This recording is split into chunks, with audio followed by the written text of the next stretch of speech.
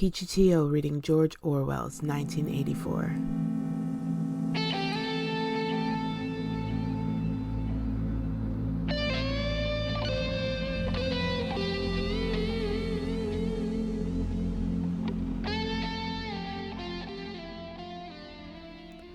(1984) Part 2, Chapter 4.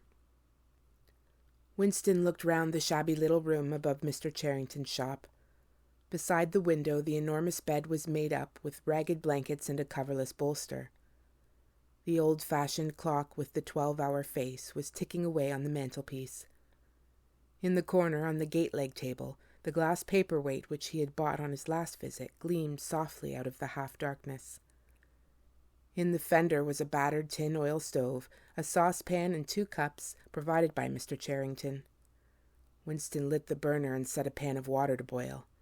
He had brought an envelope full of Victory coffee and some saccharine tablets. The clock's hands said 7:20. It was 19:20, really.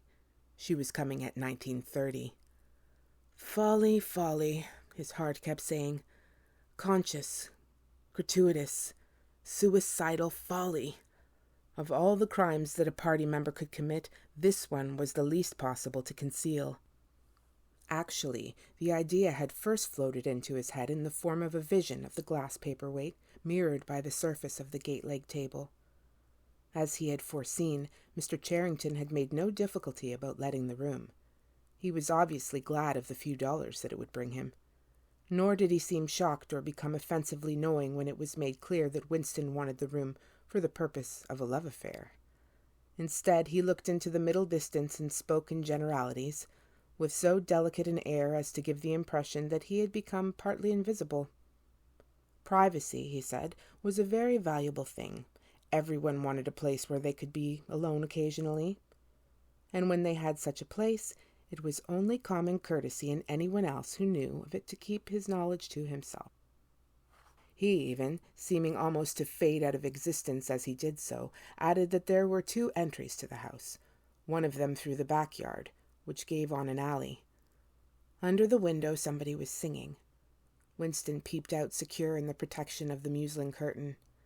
The June sun was still high in the sky, and in the sun-filled court below, a monstrous woman, solid as a Norman pillar, with brawny red forearms and a sacking apron strapped about her middle, was stumping to and fro between a wash-tub and a clothesline, pegging out a series of square white things, which Winston recognized as babies' diapers. Whenever her mouth was not corked with clothes pegs, she was singing in a powerful contralto.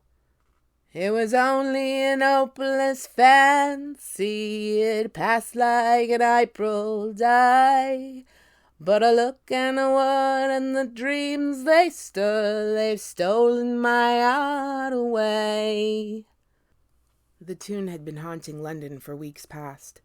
It was one of countless similar songs published for the benefit of the proles by a subsection of the music department. The words of these songs were composed without any human intervention whatever on an instrument known as a versificator. But the woman sang so tunefully as to turn the dreadful rubbish into an almost pleasant sound.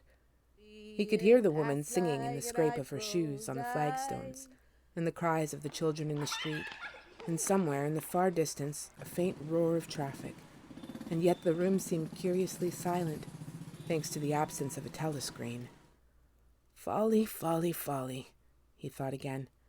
It was inconceivable that they could frequent this place for more than a few weeks without being caught. But the temptation of having a hiding place that was truly their own, indoors and near at hand, had been too much for both of them. For some time after their visit to the church belfry, it had been impossible to arrange meetings. Working hours had been drastically increased in anticipation of Hate Week. It was more than a month distant, but the enormous, complex preparations that it entailed were throwing extra work onto everybody. Finally, both of them managed to secure a free afternoon on the same day. They had agreed to go back to the clearing in the wood. On the evening beforehand, they met briefly in the street. As usual, Winston hardly looked at Julia as they drifted towards one another in the crowd, but from the short glance he gave her, it seemed to him that she was paler than usual. "It's all off," she murmured as soon as she judged it safe to speak. "Tomorrow, I mean." What? Tomorrow afternoon. I can't come. Why not? Oh, the usual reason. It started early this time. For a moment, he was violently angry. During the month that he had known her, the nature of his desire for her had changed. At the beginning, there had been little true sensuality in it. Their first lovemaking had been simply an act of the will. But after the second time, it was different. The smell of her hair, the taste of her mouth, the feeling of her skin seemed to have got inside him, or into the air all around him. She had become a physical necessity, something that he not only wanted, but felt that he had a right to. When she said that she could not come, he had the feeling that she was cheating him. But just at this moment the crowd pressed them together and their hands accidentally met. She gave the tips of his fingers a quick squeeze that seemed to invite not desire but affection. It struck him that when one lived with a woman, this particular disappointment must be a normal reoccurring event. And a deep tenderness, such as he had not felt for her before, suddenly took hold of him. He wished that they were a married couple, of 10 years' standing. He wished that he were walking through the streets with her, just as they were doing now, but openly and without fear, talking of trivialities and buying odds and ends for the household. He wished above all that they had some place where they could be alone together without feeling the obligation to make love every time they met. It was not actually at that moment, but at some time on the following day, that the idea of renting Mr. Charrington's room had occurred to him. When he suggested it to Julia, she had agreed with unexpected readiness. Both of them knew that it was lunacy. It was as though they were intentionally stepping nearer to their graves. As he sat waiting on the edge of the bed, he thought again of the cellars of the Ministry of Love. It was curious how that predestined horror moved in and out of one's consciousness. There it lay, fixed in future time, preceding death as surely as 99 precedes 100. One could not avoid it, but one could perhaps postpone it. And yet, instead, every now and again, by a conscious, willful act, one chose to shorten the interval before it happened. At this moment there was a quick step on the stairs. Julia burst into the room. She was carrying a tool bag of coarse brown canvas, such as he had sometimes seen her carrying to and fro at the ministry. He started forward to take her in his arms, but she disengaged herself rather hurriedly, partly because she was still holding the tool bag. "Half a second," she said. "Just let me show you what I've brought. Did you bring some of that filthy victory coffee? I thought you would. You can chuck it away again, because we shan't be needing it. Look here." She fell on her knees, threw open the bag, and tumbled out some spanners and a screwdriver that filled the top part of it. Underneath was a number of neat paper packets. The first packet that she passed to Winston had a strange yet vaguely familiar feeling. It was filled with some kind of heavy sand-like stuff, which yielded wherever you touched it. "It isn't sugar," he said. "Real sugar, not saccharine sugar.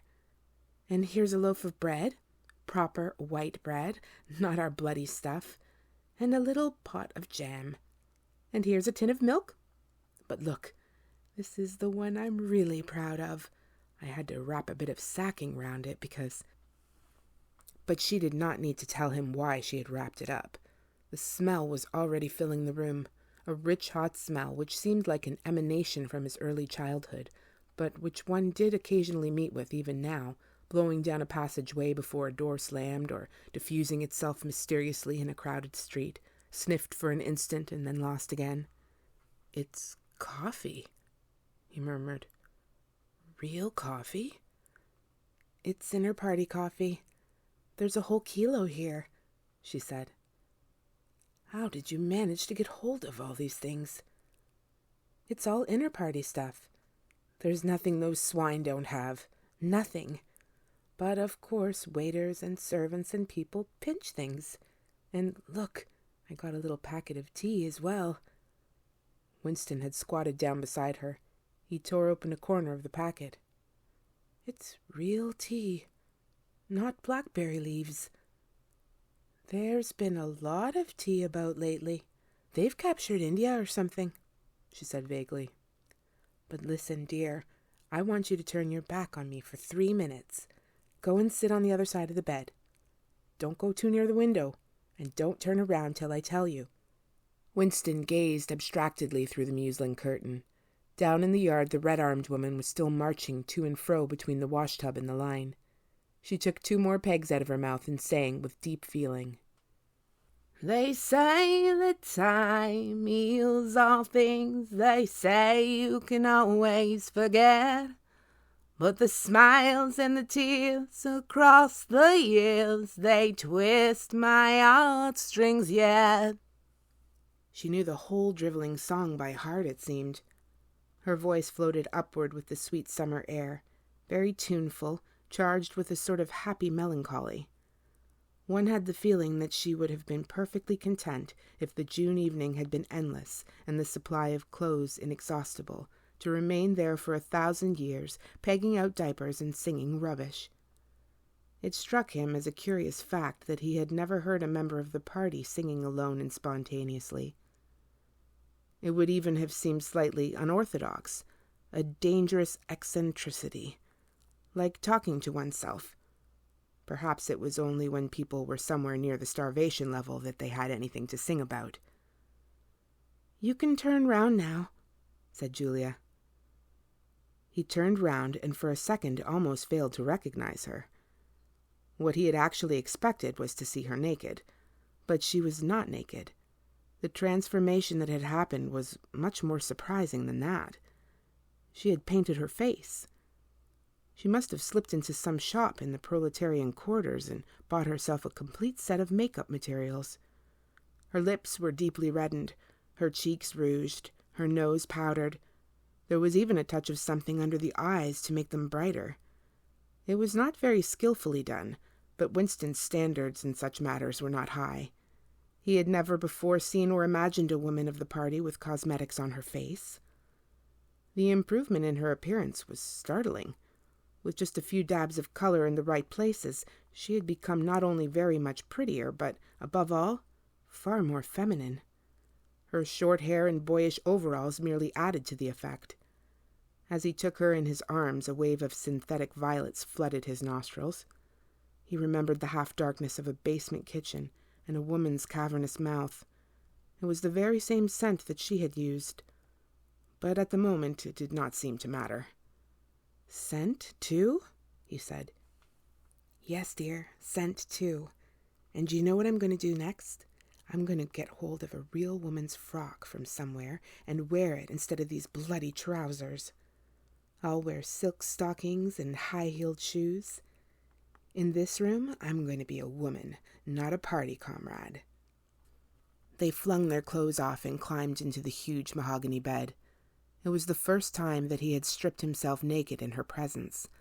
Until now, he had been too much ashamed of his pale and meager body, with the varicose veins standing out of his calves and the discolored patch over his ankle. There were no sheets, but the blanket they lay on was threadbare and smooth, and the size and springiness of the bed astonished both of them. "It's sure to be full of bugs, but who cares?" said Julia. One never saw a double bed nowadays, except in the homes of the proles. Winston had occasionally slept in one in his boyhood. Julia had never been in one before, so far as she could remember. Presently they fell asleep for a little while. When Winston woke up, the hands of the clock had crept round to nearly 9. He did not stir because Julia was sleeping with her head in the crook of his arm. Most of her makeup had transferred itself to his own face or the bolster, but a light stain of rouge still brought out the beauty of her cheekbone. A yellow ray from the sinking sun fell across the foot of the bed and lighted up the fireplace, where the water in the pan was boiling fast. Down in the yard the woman had stopped singing, but the faint shouts of children floated in from the street. He wondered vaguely whether in the abolished past it had been a normal experience to lie in bed like this, in the cool of a summer evening, a man and a woman with no clothes on, making love when they chose, talking of what they chose, not feeling any compulsion to get up, simply lying there and listening to peaceful sounds outside. Surely there could never have been a time when that seemed ordinary. Julia woke up, rubbed her eyes, and raised herself on her elbow to look at the oil stove. Half the water's boiled away, she said. I'll get up and make some coffee in another moment. We've got an hour. What time do they cut the lights off at your flats? 23:30. It's 23 at the hostel. But you have to get in earlier than that because... Get out, you filthy brute! She suddenly twisted herself over in the bed, seized a shoe from the floor and sent it hurtling into the corner with a boyish jerk of her arm, exactly as he had seen her fling the dictionary at Goldstein that morning during the 2 minutes hate. What was it? He said in surprise. A rat. I saw him stick his beastly nose out of that wainscoting. There's a hole down there. I gave him a good fright anyway. Rats, murmured Winston. In this room? They're all over the place, said Julia indifferently as she lay down again. We've even got them in the kitchen at the hostel. Some parts of London are swarming with them. Did you know they attack children? Yes, they do. In some of these streets a woman daren't leave a baby alone for 2 minutes. It's the great huge brown ones that do it. And the nasty thing is that the brutes always... Don't go on, said Winston with his eyes tightly shut. Dearest, you've gone quite pale. What's the matter? Do they make you feel sick? Of all horrors in the world, a rat! She pressed herself against him and wound her limbs round him, as though to reassure him with the warmth of her body. He did not reopen his eyes immediately. For several moments he had had the feeling of being back in a nightmare, which had reoccurred from time to time throughout his life. It was always very much the same. He was standing in front of a wall of darkness, and on the other side of it there was something unendurable, something too dreadful to be faced. In the dream his deepest feeling was always one of self-deception, because he did in fact know what was behind the wall of darkness. With a deadly effort, like wrenching a piece out of his own brain, he could even have dragged the thing into the open. He always woke up without discovering what it was, but somehow it was connected with what Julia had been saying when he cut her short. I'm sorry, he said. It's nothing. I don't like rats, that's all. Don't worry, dear. We're not going to have the filthy brutes in here. I'll stuff the hole with a bit of sacking before we go. And next time we come here, I'll bring some plaster and bung it up properly. Already the black instant of panic was half forgotten. Feeling slightly ashamed of himself, he sat up against the bedhead. Julia got out of bed, pulled on her overalls, and made the coffee. The smell that rose from the saucepan was so powerful and exciting that they shut the window lest anybody outside should notice it and become inquisitive. What was even better than the taste of the coffee was the silky texture given to it by the sugar, a thing Winston had almost forgotten about after years of saccharine. With one hand in her pocket and a piece of bread and jam in the other, Julia wandered about the room, glancing indifferently at the bookcase, pointing out the best way of repairing the gate-leg table, plumping herself down in the ragged armchair to see if it was comfortable, and examining the absurd 12-hour clock with a sort of tolerant amusement. She brought the glass paperweight over to the bed to have a look at it in a better light. He took it out of her hand, fascinated as always by the soft, rain-watery appearance of the glass. What is it, do you think? Said Julia. I don't think it's anything. I mean, I don't think it was ever put to any use. That's what I like about it. It's a little chunk of history that they've forgotten to alter. It's a message from 100 years ago, if one knew how to read it. And that picture over there? She nodded at the engraving on the opposite wall. Would that be 100 years old? More. 200, I dare say. One can't tell. It's impossible to discover the age of anything nowadays. She went over to look at it. Here's where the brute stuck his nose out, she said, kicking the wainscoting immediately below the picture. What is this place? I've seen it before somewhere. It's a church, or at least it used to be. St. Clement's Dane, its name was. The fragment of rhyme that Mr. Charrington had taught him came back into his head, and he added half nostalgically, Oranges and lemons, say the bells of St. Clement's. To his astonishment, she capped the line. You owe me 3 farthings, say the bells of St. Martin's. When will you pay me, say the bells of Old Bailey.